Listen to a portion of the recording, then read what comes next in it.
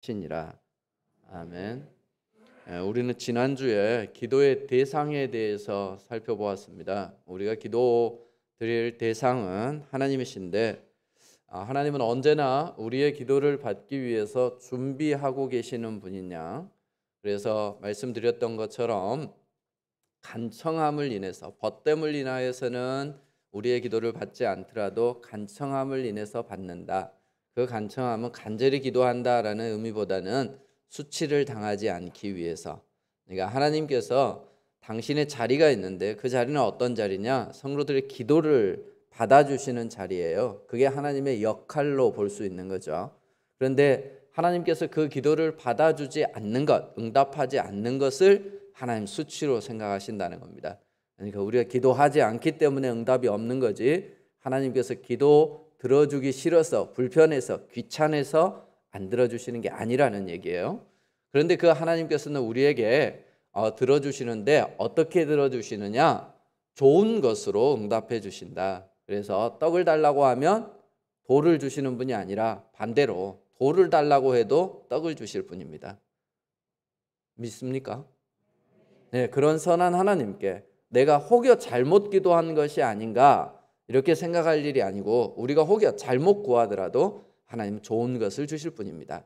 그리고 그 하나님은 능력이 없으셔서 바알의 선지자들이 자기의 몸을 하루 종일 쥐뜯고 상하게 해서 간절히 구했는데도 비도 내리지 못하는 그런 바알 신과 같은 헛된 신이 아니고, 엘리야가 말이죠, 그저 하나님 앞에 그의 마음을 내놓고 기도했을 뿐인데 하나님께서는 그의 짧은 기도에 응답해 주시는 전능하신 분이다. 능력이 있는 분이다.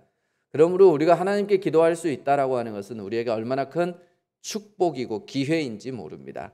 자, 그런데 이제 문제는 그럼에도 불구하고 그 하나님께 우리가 기도를 드리는데 응답이 안 되는 경우가 있더라는 거예요. 이유가 뭐냐? 기도를 받아주시는 그분에게 문제가 있는 게 아니고 이쯤 되면 기도를 하는 우리에게 문제가 있겠구나, 이런 생각을 우리가 할 수 있는 것이죠. 그래, 오늘 우리는 그것을 살펴보려고 합니다. 지난주에는 기도를 받으시는 분에 대해서 살펴봤는데요, 오늘은 기도하는 우리가 어떠해야 하나님께서 응답해 주시는가 하는 것을 우리가 살펴보도록 하겠습니다. 자, 오늘 보면 두 사람이 등장을 합니다.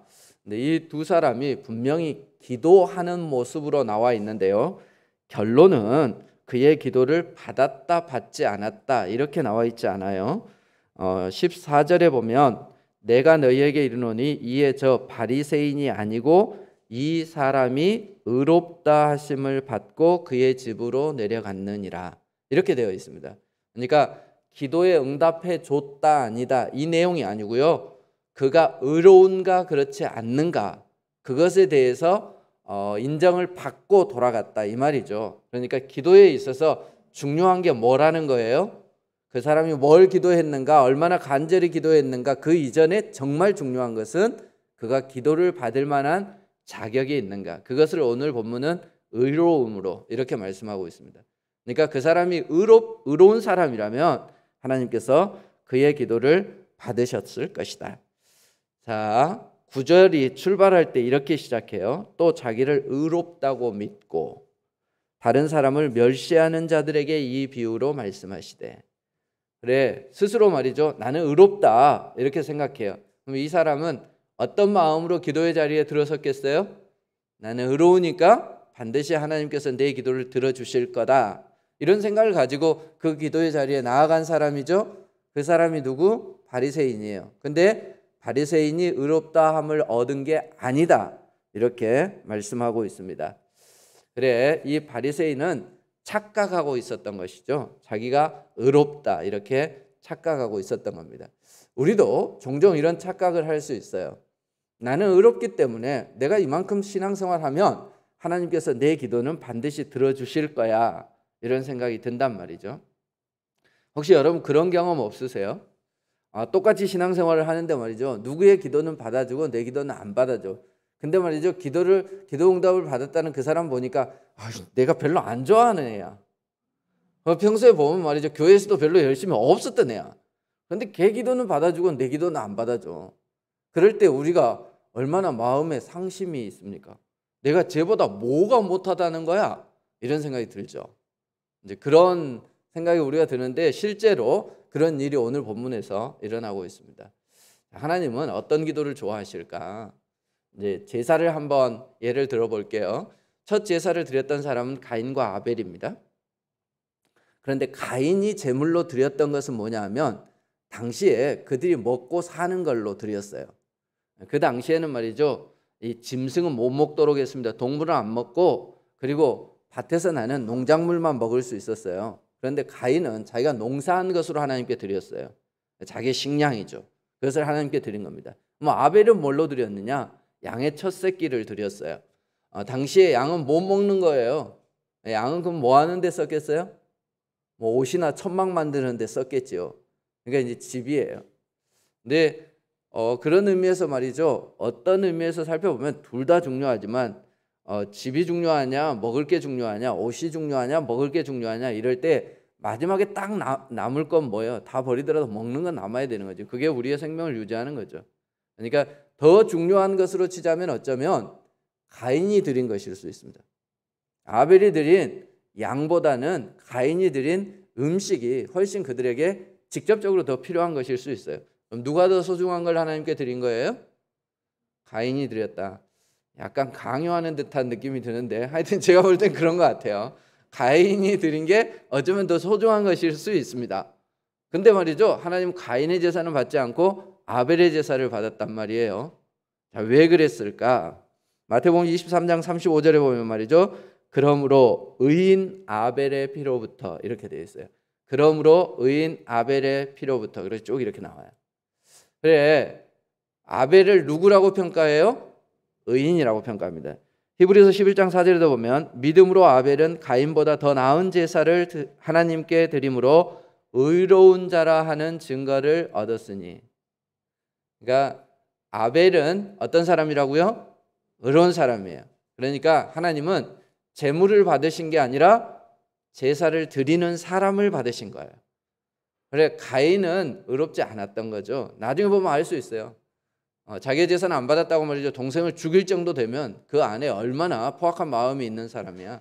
하나님 미리 아신 거죠. 나중에 결과적으로 볼 때 저거 제사 안 받은 게 정말 하나님이 잘 알고 계시는 분이구나 하는 것을 우리가 알 수 있어요. 그래, 어쨌든 하나님께서는 말이죠, 우리가 드리는 제물에 관심이 있는 게 아니라 제물을 드리는 사람에 관심이 있습니다. 기도도 마찬가지예요. 우리가 어떤 내용으로 기도했느냐 이것도 중요합니다. 얼마나 간절히 했느냐 이것도 중요합니다. 하지만 더 중요한 것은 뭐예요? 기도 드리는 사람이 누구인가 하는 것입니다. 자, 예수님께서 헌금함 앞에 계시면서 말이죠, 지나가는 사람들이 다 헌금을 하는 걸 지켜보셨단 말이야. 그 중에 과부 하나가 두 렙돈, 가장 작은 동전 2개를 던져 넣었어요. 그런데 이 여자가 가장 많이 바쳤다라고 얘기를 해요.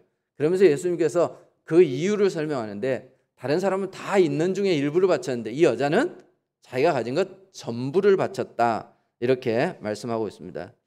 여러분, 전적으로 혹은 전부를 주님께 드릴 수 있는 사람은 어떤 사람이에요? 전적으로 주님을 신뢰하는 사람입니다. 하나님을 전부로 여기는 사람이 그렇게 할 수 있습니다. 부모들은 자식을 전부로 생각합니다. 그러니까 자식을 위해서 다 내어주고도 부족하다라고 생각해요.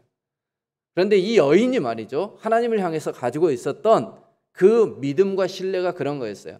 하나님을 전적으로 신뢰했습니다. 그리고 하나님을 전부로 여겼던 거예요.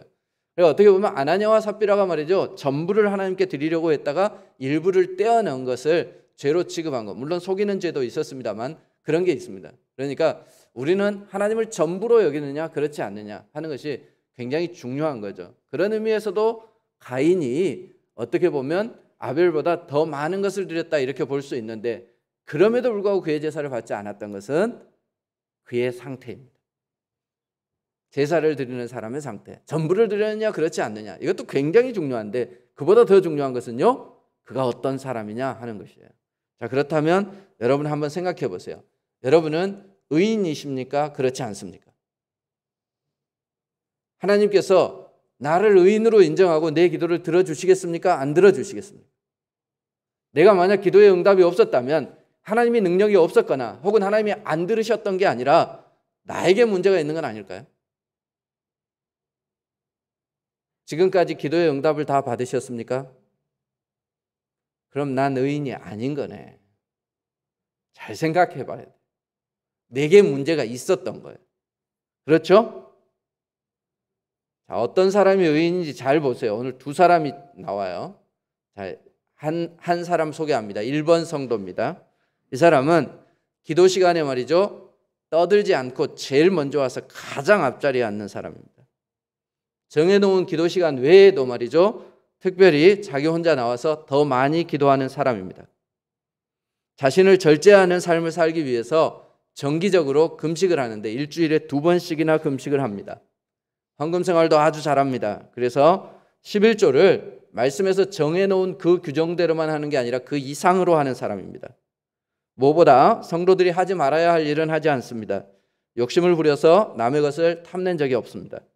남을 속이거나 사람들에게 손가락질 받을 만한 일을 한 적이 없습니다. 물론 성경이 그만 그 어떤 일도 한 적이 없습니다. 음란한 시대를 살아가지만 음란물을 가까이 하거나 여자를 보고 음욕을 품는 그런 저속한 삶을 살지도 않습니다. 이 사람은 의인일까요? 의인이 아닐까요? 2번 성도 있습니다. 먹고 살기 위해서 남을 속이고 심지어 남의 것을 부당한 방법으로 빼앗았습니다. 수단과 방법을 가리지 않고 돈을 벌었습니다. 남을 돕는 일은 하지 않았고 도리어 자기 때문에 남의 받는 피해 따위에는 관심이 없는 삶을 살았습니다. 그리고 그것을 가지고 음란하고 방탕한 일에 사용했습니다. 이게 2번 성도입니다. 1번 성도의 기도를 하나님 들으시겠습니까? 2번 성도의 기도를 들으시겠습니까? 당연히 1번이겠죠. 근데 이 1번이 오늘 바리새인입니다. 그리고 이 2번이 세리입니다. 조금 제가 각색을 해서 말씀을 드렸지만 이런 삶이 분명해요. 우리는 흔히 교회 안에서 말이죠, 누구라도 존경할 만한 그런 삶을 살고 있는 사람의 기도가 하나님께서 더 빠르게 혹은 잘 응답해 주실 것이다, 이렇게 생각하는데 그게 착각일 수도 있다. 당연히 예수님께서 말이죠, 비유로 말씀해요. 바리새인과 세리가 와서 기도를 했다. 그러면 누구의 기도를 받겠냐, 이 정도가 아니라 말이죠, 누가 의인이겠냐 하고 묻는 거예요. 당연히 바리새인이 의인이라고 얘기를 해야죠. 세리는 유대인들이 어느 정도까지 죄인 취급하냐 하면 말이죠, 도둑놈이 들어왔어요. 그래서 내 집을 밟았어. 그러면 밟은 그곳이 부정하다고 생각했어요, 유대인들은. 근데 세리가 들어왔어, 내 집에. 그러면 밟지 않은 곳이 있어도 내 집 전체가 부정하다고 생각했어요. 어떻게 생각하는지 알겠죠? 그냥 개가 들어오면 그 공기 자체가 오염된다고 생각하는 거라니까. 그게 세리예요. 그런데 그 세리가 말이죠, 어디 감히 성전에 와가지고 하나님께 기도를 하는데, 기도 끝나고 돌아가는데 말이죠, 개 보고는 의인이래요. 여기 누가도 말이죠, 이게 깨름직한 거예요. 그래서 봐보세요. 14절을 보면 내가 너희에게 이르노니 이에 저 바리새인이 아니고, 바리새인은 바리새인이라고 얘기를 해. 이건 자랑스러운 이름인 거지. 근데 그 다음에 뭐라 그래요? 이 세리라고 얘기하지 않아요. 세리를 의인이다 그러기가 자기도 깨름직한 거야. 예수님은 그렇게 말씀했지만. 그래서 이런 기록할 때 뭐라 그래요? 이 사람이 의롭다 하심을 받고 이런다니까. 어떤 느낌인지 아시겠죠? 세리가 의롭다, 이런 맞아 죽는 거야. 요즘 말이죠, 그 편집을 할 때 말이죠, 그렇게 편집하는 사람들 있죠. 말하는 거 딱 그것만 이렇게 딱 따가지고, 악마의 편집이라고 얘기를 하잖아요. 그러니까 만약에 누가가 그 얘기를 했으면 여기에서 이 부분만 딱 땄을 거예요. 세리가 의롭다 하심을 받고. 누가 저거는 세리 보고 의롭다 했다, 이런 얘기할 거 아니에요? 악마의 편집을 피하기 위해서 이렇게 썼는지 몰라요. 그 정도로 말이죠, 이 세리에 대해서는 유대인들이 학을 떼는 사람이에요. 잘 생각해 보세요. 우리 교회에 말이죠, 무당이 와서 예수를 믿기 시작했다.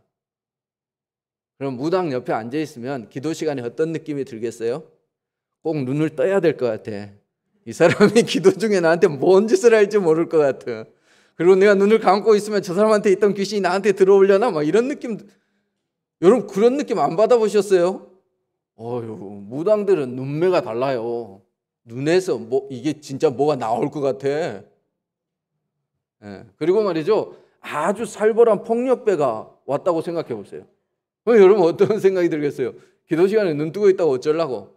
만약에 절도범이 왔다고 생각해 보세요. 자꾸 가방에 손이 가지 않겠습니까? 그런 거죠. 그러니까 교회 안에 세리가 왔다. 이거는 뭐. 그런데 말이죠, 예수님께서 그를 오히려 의인이다. 우리가 여기서 얻을 수 있는 교훈이 있습니다. 뭐냐? 자신의 신앙에 대해서 결코 안심해서는 안 됩니다. 우리가 섰다고 생각했을 때 넘어질 것에 대해서 조심하라는 말씀을 그저 흘려보내서는 안 됩니다. 나는 스스로 말이죠, 의로운 사람이라고 생각해요. 왜냐하면 내 행위 때문입니다. 다른 사람들과 비교해 봤을 때 내가 괜찮다고 스스로 평가하기 때문에 그렇습니다. 사람 참 재밌습니다. 남을 평가할 때는 자신이 재판관인 줄 알아요. 그래서 말이죠, 자신은 다 의롭다고 생각해요. 그런데 어떤 잣대를 갖다 댈 때 말이죠, 우리는 자기에 대해서 더 엄격해야 됨에도 불구하고 남에게 대해서는 아주 철저합니다. 그런데 자신에 대해서는 너무 관용적입니다. 그래서 자신의 신앙생활에 대해서 안심하는 사람들이 많이 있습니다. 자기가 좀 지적이라고 생각하는 사람은 자기보다 좀 더 똑똑한 사람을 만나볼 필요가 있어요. 내가 좀 부유하다고 생각하는 사람은 말이죠, 자기보다 좀 부유한 사람, 내가 좀 인격적이라고 생각하는 사람은 자기보다 더 인격적인 사람을 만나볼 필요가 있습니다. 그래서 내가 얼마나 부족한 사람인가 인식할 필요가 있습니다. 모든 사람들은 성령의 조명 아래 있을 때, 성령의 빛으로 우리를 비추어 볼 때 말이죠, 그 안에서 깨끗한 사람이 누가 있을 수 있어요? 한 톨의 먼지라도 말이죠, 성령의 조명 아래서는 다 드러날 수밖에 없어요. 이 우리가 앉아있는 이 실내 공기가 뭐 지금은 깨끗해 보이잖아요. 하지만 자세히 살펴보면 이 안에 얼마나 많은 먼지가 있을 거며 바이러스가 다닐지도 몰라요. 우리의 상태가 그럼에도 불구하고 우리는 그걸 잘 모르는 거죠. 바리새인의 문제는 바로 거기에 있었던 겁니다. 다른 사람들을 멸시하느라고 자신을 제대로 보지 못했어요. 한번 생각해 보세요. 자기가 기도하러 들어갔어요. 그런데 말이죠, 평소에 기도하러 오지도 않았던 사람들이 막 왔어. 성전 안에 한번 생각해 봐요. 여인의 뜰이 있고 이제 남자들의 뜰이 있습니다. 그리고 그 길로 넘어가면 이제 성소로 들어가는 거죠. 그러니까 보통 사람들은 그 남자들의 뜰에서 기도하는 거예요. 근데 이 남자가 말이죠, 어디에서 기도했겠습니까? 사람들이 들어오는 입구에서 했겠어요? 가장 성소에 가까운 데 가서 아마 기도했을 거예요. 여기 보면 따로 서서, 그가 따로 서서 기도한 이유가 뭘까요? 혹시 사람들이 자기를 그 사람들과 같이 평가할까 봐. 그래, 기도의 내용에서 그게 그대로 나와 있습니다. 하나님, 나는 다른 사람들, 쩍이 있는 인간들하고 다르다는 거죠. 토색, 외식, 그리고 가늠하는 자들과 불이 가늠하는 자들과 같지 않습니다. 이렇게 얘기해요. 그러니까 내가 말이죠, 남을 속이거나 혹은 도둑질을 하거나 뭐 불의한 방법으로 빼앗거나 비도덕적이거나 그렇지 않다는 거예요. 음란한 생각을 가지거나 그렇지 않다는 거예요. 저 사람들하고 나는 질적으로 달라요. 이런 거지. 가끔 여러분 그럴 때 있죠. 이렇게 같이 어울려 갔는데 말이지, 꼭 이렇게 철딱서니 없이 말이지 부끄럽게 행동하는 그런 사람이 무리에 끼어 있을 때 혹시 사람들이 나도 저 사람 취급하면 어떡하지? 이런 생각 들 때 있죠. 있었구나. 자기가 좀 낫다고 생각하는 모양이죠. 우리는 다 그렇게 생각한다니까요. 바리새인이 그렇게 생각한 거예요. 뭐 여기 우리 교회 말이죠, 수준이 좀 떨어진다. 이 사람들하고 저 좀 달라요. 나는 이 중에서 그 좀 질이 높아요. 이런 거지. 무엇보다 말이죠, 이 세리에 대해서 얘기를 해요. 저 세리와 같지 않다. 그냥 다른 사람을 쳐다보느라고 말이죠, 자신을 쳐다보지 못했습니다. 근데 우리가 기억해야 될 거예요. 근데 오늘 이 본문을 보면서 저는 어떤 생각이 들었냐면, 성도들이 잊지 말아야 될 게 하나 있는데 잊어버리는 게 있습니다. 그게 교회예요. 교회. 공동체성입니다. 우리가 기도할 때도 잊지 말아야 될 게 있고 심지어 말씀을 적용할 때도 잊지 말아야 될 게 있습니다. 그게 공동체성입니다. 그러니까 말씀을 적용할 때 자기에게만 적용하면 안 되고요, 우리 교회 공동체에 적용해야 되고, 기도할 때 자기만을 위해서 기도하면 안 되고 교회 공동체에 위해서 기도할 수 있어야 돼요. 예수님께서 우리에게 기도를 남기셨어요. 근데 거기에 보면 이렇게 시작해요. 하늘에 계신 우리 아버지여라고 기도하고 있습니다. 자, 죄에 대해서 용서를 구할 때도 뭐라고 그래요? 우리가 우리에게 죄 지은 자를 사하여 주, 우리가 죄 지은 자를 사하여 준 것 같이 우리 죄를 사하여 주시옵고, 이렇게 되어 있습니다. 우리 죄예요. 우리 죄. 내 죄가 아니고 제 죄가 아니고 우리의 죄라고 말씀하고 있습니다. 그런데 우리는 말이죠, 나의 죄이고 특별히 나의 죄보다는 저의 죄에 대해서 훨씬 민감합니다. 그래서 저 세리와 같지 않습니다. 이렇게 얘기하기를 우리는 좋아하는 것이죠. 그러니까 자기는 못 보고 남만 보는 거예요. 우리가 잘 생각해야 됩니다, 여러분. 예수님을 한번 생각해 보세요. 예수님께서 말이죠, 이 땅에 살아 계시면서 사람들이 자기를 떠날 줄 몰라서 그 많은 사람들에게 공생의 기간 동안에 쉬지도 못하시고, 그래서 얼마나 피곤하셨던지 배를 타고 풍랑이 있는데도 깨지 않을 정도로 고난잠에 주무셔야 할 그런 정도로 열심히 복음을 증거하셨어요. 그 사람들이 다 어떨 사람들인데, 자기를 욕하고 비난하고 떠날 사람들인데 그들을 향해서 그렇게 열심히 복음을 전하고 그들의 병을 고치고 귀신을 쫓아내는 일을 하셨어요. 심지어는 예수님 말이죠, 3년 동안 다른 스승들과 좀 다르게 제자들과 동일하게 행동하셨습니다. 같이 움직이셨습니다.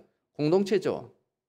그들과 같이 밥 먹고, 그들과 같이 쉬고, 그들과 같이 놀고, 그들과 같이 일하고. 그런데 말이죠, 그렇게 예수님은 그들과 함께 하셨는데 제자들은 말이죠, 자기들의 생명의 위협을 느낄 때 예수님이 십자가에 달리는 그 순간 모두 다 떠났습니다. 예수님 그걸 몰라서 그들과 함께 했을까요? 중요한 겁니다, 여러분. 이건 공동체성이에요. 예수님은 우리에게 그것을 가르쳐주고 있습니다. 교회가 죄를 범하면 그 죄는 곧 누구의 죄예요? 나를 제외한 모든 교인들이 죄를 지었다가 아니라 우리의 죄인 거예요. 함께한 성도들, 우리는 한 주 안에서 한 식구입니다. 우리 성도 가운데 누가 죄를 지으면 그 죄는 누구의 죄예요? 부끄럽게 저런 게 들어와가지고 우리 교회에 물을 흐리네. 그게 아니고요, 그의 죄가 곧 나의 죄이고 우리의 죄인 것입니다. 그래서 저와 나는 격이 다르다, 차별화되어야 되겠다, 그래서 멸시하고 멀리하는 게 아니라 오히려 그를 품고 그를 위해서 기도해 줘야 하는 거예요. 이게 그리스도 안에서 한 성도가 해야 할 일입니다. 그런데 바리새인에게 그런 모습은 전혀 없습니다. 그런 의미에서 말이죠, 교회가 좋지 않을 때 우리가 해야 할 일들은 뭐냐? 그 교회를 위해서 더 열심히 기도해야 되는 것입니다. 성도가 말이죠, 마음에 들지 않을 때 그들을 우리가 품고 그들을 주 앞에서 새롭게 세우기 위해서 더 열심히 기도하고 도와줘야 하는 것이죠. 세상에 완전한 사람은 아무도 없습니다. 완전한 교회도 없습니다. 하나님의 나라가 이 땅에 임하기 전에 완전한 조직이나 완전한 그런 사람은 아무도 없습니다. 그러므로 우리가 그 하나님의 나라를 바라보며 그것을 만들어가기 위해서 서로 노력해야 합니다. 바리새인에게는 그런 모습이 전혀 없어요. 그런 가운데 어때요? 자신을 보지 못했습니다. 그도 그럴만합니다. 자기는 하지 말아야 할 것은 말이죠, 철저하게 하지 않았습니다. 성경에서 하라고 하는 것은 말이죠, 그 이상으로 열심히 했습니다. 그러니 존경을 받을 만하고 말이죠, 실제로 존경을 받았습니다. 그리고 자기 스스로 자부심을 가질만 합니다. 하루도 빠지지 않고 새벽 예배를 다니고 말이죠, 소득의 11조 이상의 11조를 드리고 말이죠. 실제로 이 바리새인들은 그 이상을 드렸다고 그래요. 원래 소득의 11조를 드리고 말이죠, 그 이미 드린 11조를 나눌 때에는 그거 가지고는 11조를 드릴 필요가 없었다고 그래요. 이런 거죠. 아버지가 말이죠, 내가 월급을 받았어. 그거 가지고 11조를 냈어. 그리고 말이죠, 아들에게 용돈을 줬어. 아마 아들이 그 용돈 받은 거 가지고 11조를 내지 않았대요. 그런데 이 바리새인들은 그렇지 않았어요. 그거 가지고도 냈다는 얘기예요. 그거 나쁜 거예요? 더 냈다고 나쁜 거 아니에요. 그런데 말이죠, 그것이 뭐가 되는 거예요? 자기의가 되는 거예요. 자기의, 자기 자랑하는 거죠. 심지어는 밭에서 얻은 소득, 그러니까 자기의 산업의 소득을 말이죠, 하나님께 드리는 것은 그건 율법이 정해놓은 거예요. 하지만 자기 정원, 그 안에서 말이죠, 채소 재배해가지고 그거는 드리지 않아도 돼요. 근데 그들은 그것까지 드렸어요. 뭐 때문에 그랬겠어요? 하나님이 너무너무 좋아서 자신의 삶의 전부를 드리고 싶어서 이렇게 기도하고 싶어서요. 나는 저들과 다릅니다. 나는 소득의 11조를 정확히 드렸습니다. 심지어는 금식을 말이죠. 대속죄일에 하면 되는데 그것으로 부족하다고 생각해서 일주일에 2번씩이나 했다니까. 그래서 난 저들하고 격이 다릅니다. 저들은 기도하지도 않는데 저는 금식합니다. 내 삶이 이렇게 절제적인 삶을 살아가고 있습니다. 그렇다면 분명히 칭찬받아 마땅하잖아요. 그런데 예수님은 그들을 보고 뭐라 그래요? 회칠한 무덤이라고 표현하고 있습니다. 겉에는 번지름하게 페인트 칠을 잘해가지고 멋져 보이지만 속엔 썩어있는 시체가 있어서 냄새나는 인간들아, 이런 얘기죠. 외식하는 자들. 너희들이 무엇을 인도해가는 것 같은데 너희들이 인도하는 것은 꼭 소경이 소경을 인도하는 것 같다. 너희들은 맹인이다, 이런 얘기. 봐도 보지 못하는. 왜 이런 책망을 받았을까요? 예수님은 그들을 너무나 잘 알고 계시기 때문에 그렇습니다. 그들은 자기 자신을 잘 안다고 생각했지만 사실은 자신을 제대로 보지 못했던 것이죠. 그래서 어쩌면 우리가 어떤 게 위기인가 하는 것을 생각해야 되는데, 주영훈 씨 여러분 혹시 아세요? 유명한 작곡가 있죠. 이 친구가 목사님 아들이에요. 근데 얘가 말이죠, 한참 잘 나갈 때, 그럴 때 말이죠, 돈도 너무너무 많이 벌고 이럴 때, 그럴 때 지가 그렇게 방탕한 삶을 살았답니다. 술도 먹고 말이죠, 담배도 하루에 막 4갑씩 피우고 그랬대요. 작곡을 하면 막 머리를 짜내야 되고 막 이러니까. 그러다가 걔가 얼마나 많은 구설수에 올랐는지 여러분 잘 아시죠? 근데 그 친구가 간증을 하면서 뭐라고 얘기를 하냐면, 자기가 가난할 때 위기일 줄 알았는데 가난할 때 위기가 아니라 부자일 때 위기더라. 안 나갈 때가 위기인 줄 알았는데 알고 봤더니 제일 잘 나갈 때가 내게 위기더라. 그래서 내가 그 친구 간증을 듣고 그런 생각이 들었어요. 나는 여전히 쟤는 날라리다, 이런 생각을 가지고 있었는데 CBS 나와가지고 그 간증을 한번 하더라도, 그래서 그 얘기를 듣고 야, 쟤가 변화된 게 맞나 보다. 적어도 뭔가 깨달음이 있는 건 맞다, 이런 생각이 들었어요. 바리새인은 지금 어떤 상태예요? 가장 잘 나가는 상태예요. 신앙적으로 볼 때.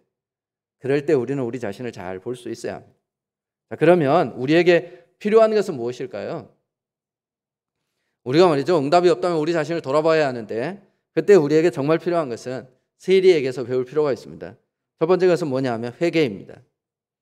자신이 죄인인 것을 인정하는 거예요. 여러분, 기도의 기본은 뭐예요? 기도의 기본은 나는 부족하기 때문에 당신이 필요합니다. 그래서 맨 마지막에 보면 뭐라고 말씀하고 있어요? 기도하고 별로 상관없는 것 같은데 말이죠, 이렇게 말씀하고 있어요. 자기를 높이는 자는 낮아지고 자기를 낮추는 자는 높아지리라. 그거 가지고 못 알아들을까 봐 말이죠, 누가는 다른 에피소드를 하나 더 기록하고 있습니다. 예수님께서 어린아이 하나를 데리고 와서 말이죠, 너희들이 이 어린아이와 같이 되지 아니하면 하나님 나라에 들어갈 수 없다. 어떤 자? 자기를 낮추는 자. 그래서 기도의 기본은 뭐냐? 자기를 낮추는 겁니다. 자기를 낮추는 거. 우리가 말이죠, 다 할 수 있다면 뭐하러 기도하겠어요? 기도할 필요도 없지. 나 혼자 다 할 수 있는데 기도가 왜 필요해? 내가 다 가지고 있는데 뭐가 필요해서 기도해요? 아쉬운 소리 뭐하러 해? 내가 다 할 수 있으면 말이죠, 누구에게 도움을 청해요? 내가 다 해버리면 되지. 우리가 왜 기도하는 거예요? 부족하기 때문에. 이게 기본 전제예요, 여러분. 기도하지 않는다는 것은 반대로 뭘 의미하는 거예요? 아주 교만하다는 뜻이에요. 우리가 하나님 앞에 기도하지 않는 사람, 이 사람은 세상에서 제일 교만한 사람이에요. 자, 이 바리새인을 보면 그렇게 알 수 있어요. 이 사람 기도라고 볼 수 있어요? 이 내용을 보세요. 이게 기도예요? 뭐예요? 자기 자랑이에요. 기도는 뭐예요? 자기 자랑이 아니라 자기 고백이어야 하는 것입니다. 제가 헌신 예배를 갔다 오고 나서 억수 기분이 나빴던 적이 한 번 있습니다. 보통 이제 헌신 예배로 강사를 부르면 뭔가 그래도 저 사람한테 들을 게 있겠다 싶어가지고 부른 거 아닐까요? 그렇죠? 근데 이제 이 교회를 언제 갔었냐면 여기 와서 갔어요. 광주 와서 제가 그 더 워드인가 거기 이렇게 강사로 갔다 왔는데, 그게 우리 기독교회 신문에 계속 이렇게 나왔었어요. 이제 그 아이들 수련회 한다고. 그래서 강사 박은도, 그래가지고 한 달 가까이 아마 나왔을 거예요. 그래, 애들 모집하려고 낸 건데 강사를 써야 돼서. 근데 이 사람이 애먹었어요. 왜냐하면 강사가 유명하지 않아서. 그 대표가 말이죠, 나중에 보니까 자기 그 페이스북 같은 데다가 강사가 나온 뭘 좀 보여줘야 되는데 보여줄 게 없으니까 전에 제가 CBS에 이렇게 CTS였나? 근데 잠깐 칼럼 한 게 있는데 그거 따서 올렸더라고. 그래 어쨌든 이제 그 수련회 갔다 오고 나서 말이죠. 이 친구가 좀 말씀을 전하나 이런 생각이 들었던지 어떤 분이 저를 초청을 했어. 그거에 갔는데 그 헌신 예배가 뭐냐면 찬양대 헌신 예배였어요. 화가 나대요. 너무 교회 가서 내가 화낼 일이 뭐가 있어? 내 교인도 아닌데, 그죠? 찬양대 헌신 예배를 드리는데 말이죠. 뭐 하여튼 처음부터 이 사람들이 와서 준비도 별로 안 하고 뭐 하여튼 그렇더라고. 그래서 처음부터 별로 기분이 안 좋았었는데 예배 시간 딱 돼서 사람들이 올라오더라고. 근데 알고 봤더니 교회에서 다 점심 먹고 기다리고 있었대. 미리 와서 말이죠. 애들이 찬양인도 하고 그럼 같이 하고 그러면 좋을 텐데 하여튼 예배 시간 딱 돼서 올라오대. 그럼 강사 기분이 나빠요. 알았죠? 앞으로 헌신 예배할 때 그러지 마. 그리고 하여튼 이렇게 이제 딱 시작을 했는데 말이죠. 특성을 하는 거예요. 그러니까 찬양대 헌신 예배니까 찬양대가 다 나와가지고 사업으로 멋지게 찬양을 했어요. 근데 이제 내가 설교하러 딱 나가려고 그랬는데 갑자기 말이죠. 한 사람 더 있대. 누구였냐면 찬양대 지휘자였어. 방금 전까지 열심히 이렇게. 그 사람이 딱 나오더니 말이죠. 제 기억이 맞는지 모르겠는데 키보드 앞에 앉은 것 같아요. 막 추면서 찬양을 하더라고. 그래서 내가 와 지휘도 하고 저 사람은 막 키보드 치고 노래도 하고 찬양도 굉장히 잘해요. 재주가 있다 이랬는데 조금 이따 피아노 쪽으로 가대. 아니 기타를 들고 있나? 하여튼 뭐 피아노 치고 기타 치고 막 이러면서 와 혼자서 얼마나 무슨 콘서트를 해버려. 그래서 내가 기분이 나빴어요. 왜 기분이 나빴느냐? 내가 처음에 딱 강대상에 올라서서 그 말씀을 준비한 건 아닌데 처음으로 전한 말씀이 뭐였냐면 찬양은 자기 자랑하는 시간 아닙니다. 이렇게. 내가 느꼈던 건 그거였어요. 그 양반 자기 자랑해. 난 피아노 칠 수 있고 난 기타도 칠 수 있고 노래도 억수 잘하고 지휘도 잘한다. 거기서 들을라. 그럼 찬양이 자기 자랑이에요? 하나님께 영광이 돌려드려야 되는 거 아니에요? 기도가 자기 자랑이에요? 자기 고백이어야 하는 거예요. 그런데 이 바리새인이 하는 건 뭐예요? 자기 자랑이에요, 자기 자랑. 그래서 자기가 어떻다. 여기 보면 다 하나님 불러놓고 그 다음은 전부 다 내가 어떻고 내가 어떻고 이렇게 얘기를 하는 거예요.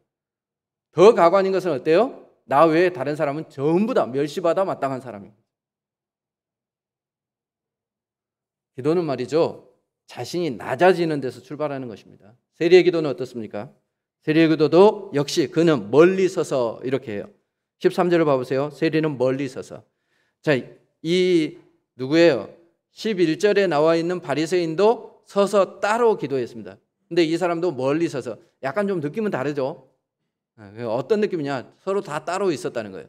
근데 바리새인은요 가장 잘 보이는 곳에서 가장 어떻게 보면 성소와 가까운 곳에서 기도했을 거예요. 우리 짐작할 수 있잖아요.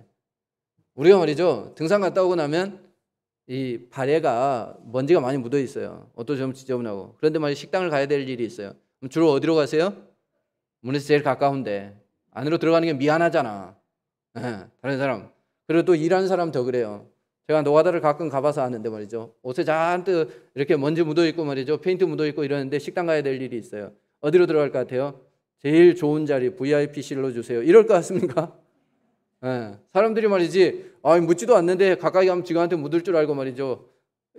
좀 기피하는 이런 모습들이 보여요. 그러니까 문 옆에 앉아 있어. 아마 세리의 마음이 그랬을 겁니다. 이 사람 세리라는 거 다 알고 있어요. 사람들이 들어올 때보다 눈치 좋겠지. 근데 말이죠 이 사람은 어떤 마음으로 들어갔겠어요? 지금까지 자기가 살아온 인생을 되돌아보면서 말이지 이렇게 살면 안 되는데 그래서 뭔가 결단을 하고 갔어. 그런데 역시 성전 안에서도 그를 환영하는 사람은 아무도 없어요. 그러니까 그는 멀찍이 따로 서서 기도하는 것입니다. 그래서 그가 기도할 때 하늘을 쳐다보지 못해요. 왜? 하나님을 쳐다보는 게 부끄러워서 자기의 죄를 알기 때문입니다. 그리고 가슴을 치면서 이렇게 기도합니다. 하나님, 불쌍히 여겨 주시옵소서. 나는 죄인입니다. 길게 기도하지도 않았습니다. 일부러 누가는 그렇게 기록해 놨는지 몰라요. 바리새인은 길게 기도했습니다. 자랑할 거리가 너무너무 많았던 거죠. 그런데 이 친구는 할 얘기가 없어요. 단지 한마디밖에 없어요. 나는 죄인입니다. 하나님 나를 불쌍히 여겨 주시옵소서.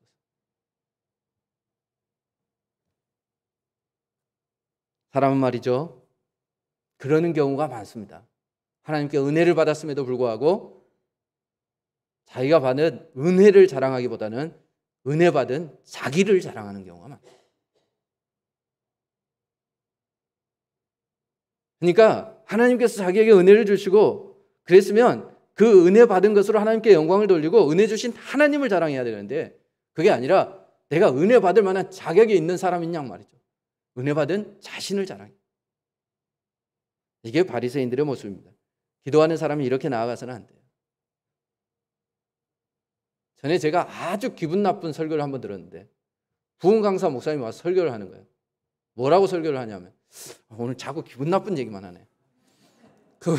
뭐라고 설교를 하냐면, 여러분, 저는 말이죠, 가끔 기도원에 한 일주일 정도 기도하러 올라갑니다. 그런데 말이죠, 다 하나님께 맡깁니다. 이러는 거예요. 와, 믿음이 좋은가 보다 이랬지. 그러니까 막 부흥 강사도 하고 그러나 보다. 그런데 말이죠, 뭐라 그러냐면, 제가 기도원에 딱 들어가는 순간 가방을 한쪽에 탁 던져놓고, 하나님 다 아시죠? 그리고 자다가 내려온다네. 일주일 내내 자다가 내려오면 하나님 뭐 자기 다 알고 다 해결해 준다는 거야. 그래서 나는 그게 멋있다 이런 느낌이 든다기보다는 팁다 건방지네. 어떻게 하나님 앞에서 저렇게 건방진 사람이 있을 수 있을까? 근데 우리 교인들은 그것도 모르고 듣고 아멘. 그래서 내가 우리 교인들의 수준이 어떤가를 알았어요. 어디서 와서 그런 얘기하면 여러분 절대 아멘 하지 마세요. 알았죠? 확 일어나갖고 나가버리세요. 진짜 그러면 안 돼. 야, 이게 얼마나 교만한 거예요. 기도를 하도 기도원에 갔는데 말이죠, 그러면서 뭐라고 얘기를 하냐면 하나님 자기를 다 안다는 거야. 그러면 자기가 말 안 해도 하나님 다 알아서 해준대. 성경에도 똑같이 나와 있어요. 내가 기도하기 전에 너희들이 구하여야 할 것을 다 안다.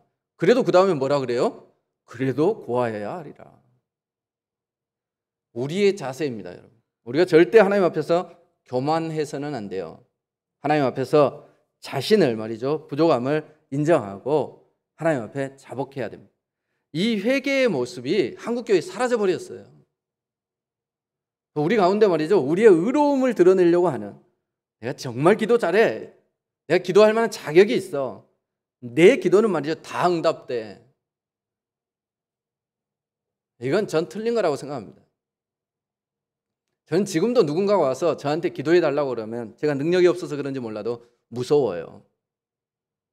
목사님 이거 기도해 주세요. 야, 하나님께서 내가 기도한 대로 안 들어주면 저 사람이 나를 어떻게 생각할까, 이런 생각도 들고요. 그리고 정말 내가 이번에 기도할 때 하나님께서 예전처럼 또 응답해 주실까라는 두려움도 있어요. 그럼 똑같은 기도를, 내가 옛날에 말이지 류마티스 관절염 환자 기도해 줬는데 나았어. 그러니까 류마티스 다 와. 이건 아니죠. 우리가 하나님 앞에서 늘 겸손해야 합니다. 자기를 낮추는 자, 그를 하나님은 높여주십니다. 무엇로요? 기도의 응답으로. 내가 스스로 회개하고 하나님 앞에서 통회할 때 하나님께서는 우리를 어여삐 여겨주시는 거예요. 하나님의 긍휼을 입지 아니하고 하나님께서 함께해 주시지 않아서, 그러니까 하나님 필요 없는 사람에게 하나님 결코 구원도 응답도 허락해 주시지 않는 겁니다. 그래, 우리는 기도할 때 하나님을 전적으로 의지하는 마음을 가지고 있어야 돼요. 세리가 바리새인과 다른 건 바로 그것이었습니다. 하나님을 전적으로 의지했습니다. 당신이 아니면 안 됩니다. 멀리 있어서 부끄러워서 나는 죄인입니다. 내 스스로는 아무것도 할 수 없습니다. 그래서 하나님, 나는 죄인입니다. 나를 당신이 불쌍히 여겨 주셔야 됩니다. 전적으로 하나님을 의지하는 거죠. 자신을 바라보지 않아야했습니다. 이 바리새인은 자기만 바라보고 있어요. 하나님 쳐다보지도 않아요. 근데 말이죠, 이 세리는 하나님을 쳐다보지도 못했지만 그의 마음에는 하나님께로만 향하고 있어요. 그는 전적으로 하나님을 의지하는 거죠. 우리가 조금 이따 찬송할 겁니다만, 천부여 의지 없어서 손 들고 옵니다. 주 나를 박대하시면 나 어디 가리까. 하나님이 나를 거절하시면 내 이제 더 이상 갈 데도 없습니다. 사람들이 다 죄인이라고 나 손가락질하고요, 아무도 친구도 되지도 않고요, 저희 집에 부르지도 않고 밥도 같이 안 먹어줍니다. 나 같은 죄인 누구한테 가겠습니까? 하나님밖에 없습니다. 그래서 하나님께 나와왔습니다. 난 죄인입니다. 하나님 저 불쌍히 여겨주십시오. 전적으로 하나님을 의지하고 나아가는 그 모습, 그것을 하나님께서는 기뻐하시는 거죠. 너무 거룩한 사람들만 모여있는 그곳에 자기가 들어가니까 자기가 너무 지저분한 것이 보이는 거예요. 그래서 그는 눈물로 기도할 수밖에 없었습니다. 나를 불쌍히 여겨 주십시오. 자신의 죄에 대해서 인정합니다. 바리새인은 자기 자신을 바라보느라 오히려 자기만 바라봤는데 자신을 제대로 못 보았는데, 이 세리는 말이죠, 하나님만 바라보더니 자신의 모습을 제대로 바라본 사람이 되어진 것이죠. 그러다 보니까 내 스스로는 아무것도 할 수 없구나, 하나님밖에 필요 없구나, 하나님밖에 나에게 도움을 줄 수 있는 분이 없구나. 그래서 그는 자기 자랑에 빠진 바리새인과 달리, 그래서 의인으로 착각한 그 사람과 달리 자신의 죄를 발견하고 용서받은 것입니다. 여러분, 자기 자신을 바라볼 수 있어야 해요. 그리고 말이죠, 우리가 하나님을 전적으로 의지해서 내 스스로는 어찌할 수 없으니 하나님 도와주십시오 기도한다면 하나님께서 우리의 기도를 들어주실 줄 믿습니다. 그렇다면 우리가 여기에서 이런 생각이 있을 수 있습니다. 나는 아무리 생각해도 지금까지 바리새인 같았다. 혹시 그런 생각이 드신 분이 있으세요? 여러분, 세리처럼 하나님께 기도하셨습니까? 바리새인처럼 기도하셨습니까? 그러면 하나님이 앞으로 내 기도도 안 들어주시려나? 그렇다면 하나님이 뭐하러 이런 말씀을 했겠어요? 우리는 지금까지의 삶을 가지고 사람을 평가하는 그런 경향이 있어요. 그럴 수밖에 없죠. 그래서 우리는 뭘 받습니까? 이력서를 받습니다. 당신 지금까지 어떻게 살았어? 하나님도 그럴까요? 만약 하나님이 이력서를 보셨다면 바리새인을 의롭다 했겠습니까? 세리를 의롭다 했겠습니까? 지금까지의 삶도 중요합니다. 여러분, 세리가 잘 살았다는 거 아니에요. 세리가 잘한 거 하나도 없습니다. 나쁜 놈이에요. 죽어마땅한 놈이에요. 그런데 말이죠, 세리에게는 뭐가 있었어요? 자신을 바라보는 눈이 있었고, 자신을 인정하는 눈이 있었고, 그리고 이제부터 하나님을 의지하고, 하나님 나를 불쌍히 여겨주십시오. 여기에는 뭐가 담겨져 있는 거예요? 다짐이 담겨져 있는 거죠. 왜 불쌍히 여겨달라는 거야? 지금까지 말이죠, 지가 잘 살았다고 생각하면 앞으로도 막 쭉 나갈게요 말이죠. 이랬을 거예요. 왜 와서 회개했겠어요? 앞으로 제대로 살겠다는 거지. 자신의 삶의 변화, 그런 다짐이 그 안에 있는 거예요. 그러니까 지금까지의 삶이 아니고 지금부터의 삶이 중요한 겁니다. 그럼 지금까지 내가 바리새인처럼 살았다면 회개하십시오. 내가 지금까지 세리처럼 살았다면 회개하십시오. 그리고 이제부터 내가 주님 앞에서 내 자신을 인정해야 합니다. 그리고 주님 앞에서 말이죠, 이제 새로운 삶을 다짐해야 합니다. 그리고 하나님께 구한다면 하나님께서 우리를 의인으로 인정해 주시고 우리의 기도를 들어주실 줄 믿습니다. 남을 볼 때 자꾸 그 사람의 과거를 들먹이지 마세요. 제가 학교 다닐 때 말이죠, 교회가 뭔지도 몰랐어요. 전 진짜 교회 출석하기 전까지 교회가 있는지도 몰랐어요. 그런 사람이었는데 말이죠, 여자애 둘이서 와가지고 나한테 막 얘기를 하는 거예요. 뭐라고 얘기를 하냐면 은다야 이러면서. 왜? 이랬더니 얘 진짜 나쁜 애다. 왜? 이랬더니 얘가 교회 가서는 있잖아, 하나님 잘못했어요 막 울면서 기도한다. 그런데 학교 와서는 나쁜 짓 해! 이러는 거야. 쟤 완전 죄인이야 이러는데 난 깜짝 놀랐어요. 걔가 죄인이라고 지적하는 걔가 좀 착했거든. 저 조그마한 게 뭔 죄를 지었다고 말이지 쟤는 죄를 죄인이라고 얘기하나. 보통 우리가 그렇게 얘기해요. 여러분, 남을 욕하는 게 아니라 우리가 함께하고 있는 우리 성도들을 뭐라고 욕하냐? 아이고 쟤는 목사님 앞에서만 착하다. 그렇게 얘기해요. 그리고 또 뭐라고 얘기를 해요? 쟤는 예배 드릴 때만 천사요. 안 믿는 남편이 아내 보고 그런다잖아요. 닌 교회에만 있어라. 제발 집에 좀 들어오지 말아라. 교회에서 너무 잘하는 거지. 심지어는 자녀들이 부모에게 그렇게 얘기합니다. 우리 아버지는, 우리 어머니는 교회만 있었으면 좋겠어요. 우리 집이 교회였으면 좋겠어요. 그럼 내 딸 하면 돼. 난 교회에서만 살잖아. 여러분, 우리가 남을 정죄할 때 그렇게 정죄하면 안 돼요. 남을 바라볼 때 말이죠. 이게 바리새인적인 시각입니다. 그리고 반대로 말이죠, 내 과거에 매여 있어서도 안 돼요. 나를 볼 때 남을 정죄하는 것도 문제지만 자신을 정죄하는 것도 문제예요. 그럼 세리에게는 자기에 대한 철저한 회개가 있었지만 이 이유는 이게 비유이기 때문에 그 다음 얘기는 안 나와. 우린 자꾸 뒤에가 궁금하단 말이지. 그죠? 어떻게 살았을까? 삭개오 어떻게 살았어요? 똑같은 세리였는데. 마태오 어떻게 살았어요? 똑같은 세리였는데. 그들이 예수님 앞에 나와서 말이죠. 회개하고 난 이후에 그들은 예수님의 제자가 되어졌고요. 그리고 자기들이 가지고 있는 걸 다 팔아 가난한 사람들을 나눠주는 이런 변화가 있었어요. 이 사람도 아마 그랬을 거야. 이야기 속이 갇혀 있는 사람이 아니었다면 말이죠. 우리도 그럴 수 있다는 겁니다. 과거에 자신에게 매여 있지 마세요. 내가 지금까지 어떻게 살았는데 내가 기도하는 걸 하나님 들어주시겠어? 야, 하나님이 내 속을 들여다보시면 말이지, 어휴, 내가 어떻게 부끄러워서 하나님 앞에 감히 기도할 수 있어? 감히 기도해도 됩니다. 그래서 예수님이 나 대신 십자가에 달려 돌아가신 겁니다. 문제는 기도를 받으시는 하나님에게 있었던 것도 아니고 어쩌면 말이죠, 우리의 기도의 내용에 있었던 것이 아니라 더 중요한 근본적인 문제는 나에게 있었던 겁니다. 내가 하나님 앞에서 바로 서 있는가? 내가 내 자신을 바라보고 있는가? 남을 바라보느라고 말이죠, 내 자신을 제대로 보지 못한 부분은 없는가? 내가 죄인임에도 불구하고 말이죠, 자신에 대해서 통회하지 못하고 하나님 앞에 전적으로 의지하고 전부를 드릴 수 있는 사람이 되어져야 됨에도 불구하고 하나님을 의지하지 못해서 늘 기도하면 자기 자랑이나 하고 근심이나 하고 그렇게 돌아가지는 않았는가? 하나님께서 반드시 내 삶의 문제를 해결해 주실 줄 알고 그분에게 내 죄를 고백하여 용서함을 받고 필요한 것들이 있을 때 겸손하게 낮아져요 하나님께 간구할 때 하나님께서 우리의 기도를 들어주실 줄 믿습니다. 기도하겠습니다. 거룩하신 우리 아버지, 감사합니다. 기도라고 하는 이 축복의 통로를 저희들에게 허락하여 주시니 감사를 드립니다.